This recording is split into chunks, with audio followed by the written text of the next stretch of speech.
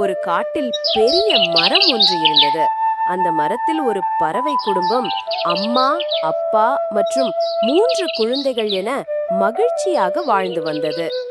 அம்மா குழந்தைகளுக்கு உணவு தேடி வெளியே பறந்து சென்று உணவு சேகரித்து வருவாள். அப்பா குழந்தைகளுக்கு பாதுகாப்பாக இருப்பார். அது மட்டுமில்லாமல் அவர்களுக்கு சில பாடங்களும் சொல்லிக் கொடுப்பார். தாய்ப்பறவை சேகரித்த உணவுகளை 3 குழந்தைகளுக்கும் பகிர்ந்து கொடுப்பார். ஒரு நாள் காட்டில் இடி மின்னலுடன் பலத்த மழை பெய்யத் தொடங்கியது. அந்த மழையில் பறவையின் கூடு கீழே விழுந்து நீரில் அடித்து செல்லப்பட்டது.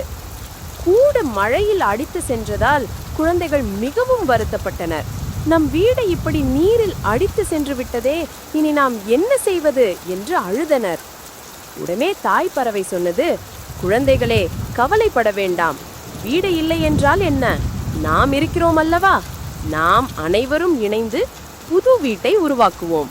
நீங்கள் சென்று வீடு கட்டுவதற்கு தேவையான பொருட்களை எடுத்து வாருங்கள் என்றது.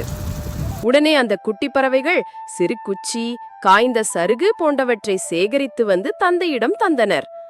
தாயும் தந்தையும் இணைந்து புது வீட்டை உருவாக்கினர். பின் அனைவரும் அந்த புது வீட்டில் மகிழ்ச்சியுடன் வாழ்ந்தனர். கதையின் நெறி: எந்த வீட்டில் அன்பும் ஒற்றுமையும் இணைந்த குடும்பம் உள்ளதோ அதுவே உண்மையான மகிழ்ச்சியான வீடு.